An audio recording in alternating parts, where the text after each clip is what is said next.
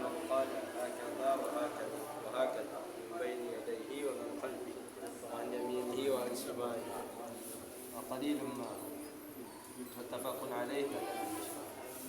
Dari Abu Dzar radhiyallahu anhu berkata, suatu ketika saya datang kepada Rasulullah sallallahu alaihi wasallam. Pada waktu itu beliau sedang duduk di bawah naungan Ka'bah. Ketika melihat saya, beliau bersabda, demi Rabbnya Ka'bah,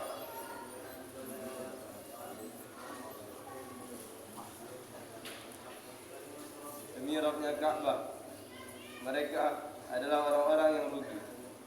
Maka saya bertanya, saya korbankan ibu bapakku untuk engkau. Siapakah mereka itu? Rasulullah sallallahu alaihi wasallam bersabda, mereka adalah orang yang mempunyai harta yang banyak, kecuali orang yang berbuat begini dan begitu dari depannya dan dari belakangnya, sebelah kanannya dan sebelah kirinya, akan tetapi orang seperti ini sangat sedikit. Muttafaq alaihi. Ulangi dari Abu Dzar radhiyallahu anhu berkata, suatu ketika saya datang kepada Rasulullah sallallahu alaihi wasallam. Pada waktu itu beliau sedang duduk di bawah naungan Ka'bah. Ketika melihat saya, beliau bersabda, demi Rabbnya Ka'bah, mereka adalah orang-orang yang rugi. Maka saya bertanya, saya korbankan ibu bapakku untuk engkau, siapakah mereka itu? Rasulullah sallallahu alaihi wasallam bersabda, mereka adalah orang yang mempunyai harta yang banyak, kecuali orang yang berbuat begini dan begitu dari depannya dan dari belakangnya, sebelah kanannya dan sebelah kiri. Akan tetapi orang seperti ini sangat sedikit. Muttafaq alaihi.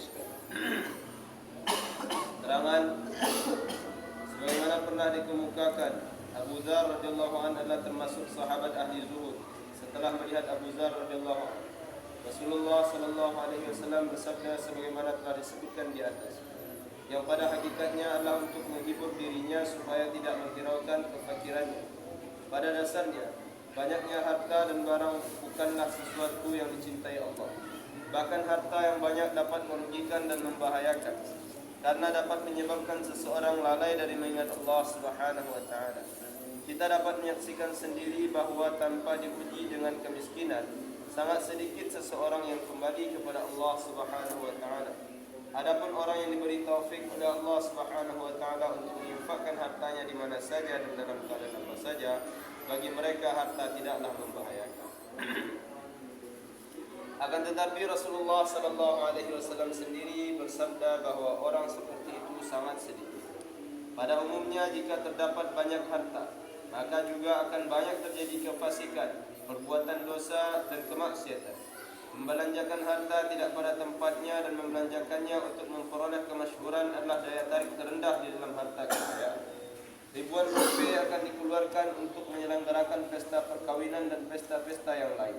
Orang rela mengeluarkan uangnya ribuan rupiah, akan tetapi mengeluarkan uang sejumlah itu untuk menolong orang-orang yang memerlukan dan orang-orang yang kelaparan dalam rangka menunaikan perintah Allah sangatlah sulit. Dalam sebuah hadis disebutkan bahawa orang yang paling banyak hartanya di dunia dialah orang yang paling sedikit hartanya di akhirat, kecuali orang yang mencarinya dengan jalan yang halal dan membelanjakannya begini dalam kitab dan sebagaimana telah disebutkan dalam hadis terdahulu, begini dan begitu adalah isyarat untuk membelanjakan harta di semua tempat untuk kebaikan. Pada hakikatnya harta adalah perhiasan dan kemuliaan bagi orang yang mau menyedekahkannya. Harta yang disimpan akan menjadi sebab datangnya musibah bagi orang yang menyimpannya. Harta itu akan membinasakan dirinya dan akan terlepas dari sisinya. Harta yang diperoleh dengan cara yang tercela tidak akan memberi manfaat kepada siapapun, baik manfaat dunia maupun agama, selama harta tersebut tidak berpisah dari insyaallah. Boleh gantikan? Ya ada tanginya, bahkan belum kena itu.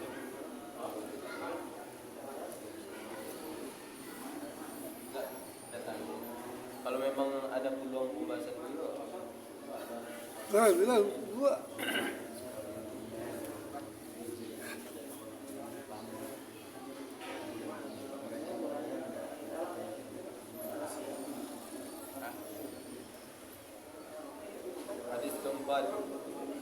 عن أبي هريرة رضي الله عنه قال قال رسول الله صلى الله عليه وسلم السخي قريب من الله قريب من الجنة قريب من الناس بعيد من النار والبخيل بعيد من الله بعيد من الجنة بعيد من الناس قريب من النار.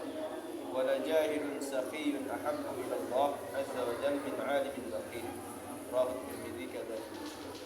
Abu Hurairah radhiyallahu anhu berkata bahawa Rasulullah sallallahu alaihi wasallam bersabda, orang yang dermawan dekat dengan Allah, dekat dengan syurga, dekat dengan manusia dan jauh dari neraka.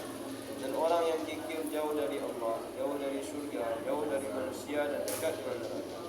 Sesungguhnya seorang bodoh yang dermawan lebih dicintai Allah daripada seorang ahli ibadah yang kikir. Hadis At-Tirmidzi Mishkat.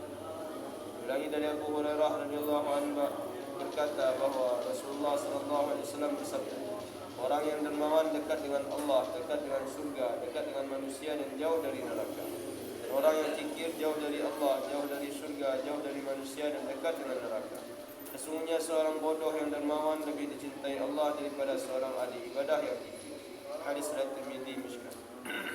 Terangan orang yang sedikit mengerjakan solat sunnah tetapi dermawan lebih disukai Allah Subhanahu wa taala daripada orang yang banyak beribadah dan mengerjakan solat sunnah panjang-panjang. Yang dimaksud ahli ibadah adalah orang yang banyak mengerjakan solat sunnah, sedangkan mengerjakan amalan fardu itu merupakan kewajiban bagi setiap orang, baik ia dermawan atau tidak. Diriwayatkan dari Imam Ghazali rahmatullahi alaihi bahawa suatu ketika Nabi Yahya bin Zakaria alaihi salam bertanya kepada syaitan, siapakah yang paling kamu sukai dan siapakah orang yang paling kamu benci? Syaitan menjawab, saya paling menyukai orang beriman yang bakhil dan yang paling aku benci adalah orang fasik yang dermawan. Maka beliau bertanya, mengapa demikian? Syaitan menjawab, orang yang bakhil karena kebakhilannya sudah cukup untuk membawanya ke neraka jahanam. Akan tetapi aku selalu memikirkan tentang orang fasik yang dermawan. Jangan-jangan karena kedermawanannya Allah Subhanahu wa taala akan mengampuninya. Ihya. Yani Allah Subhanahu wa taala suatu ketika akan ridha kepadanya karena kedermawanannya. Kefasikan dan dosa seumur hidup tidak ada artinya dibandingkan dengan lautan ampunan dan rahmatnya. Dia berkuasa untuk mengampuni semuanya. Dengan demikian usaha syaitan yang selalu membujuknya untuk melakukan dosa menjadi sia-sia. Dalam sebuah hadis disebutkan, orang yang dermawan berarti berprasangka baik kepada Allah Subhanahu wa taala, dan orang yang kikir berarti berprasangka buruk terhadap Allah Subhanahu wa taala. Kanzul Umar.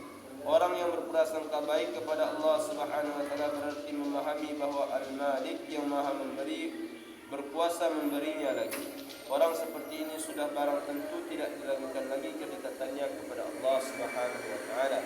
Sedangkan orang yang berprasangka buruk kepada Allah berarti beranggapan bahawa hartanya akan habis karena tidak ada sumbernya lagi. Orang seperti ini tentu saja jauh dari Allah Subhanahu wa taala karena ia menganggap bahawa khazanah Allah Subhanahu wa taala itu terbatas.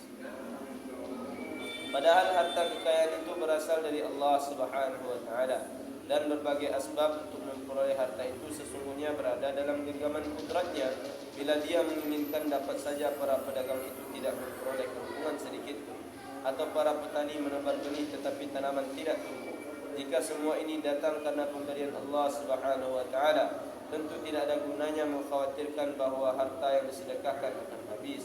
Masalahnya setelah kita berikrar dengan lisan, kita tidak meyakini bahawa semua itu semata-mata merupakan pemberian Allah Subhanahu wa taala dan kita tidak memiliki apa-apa.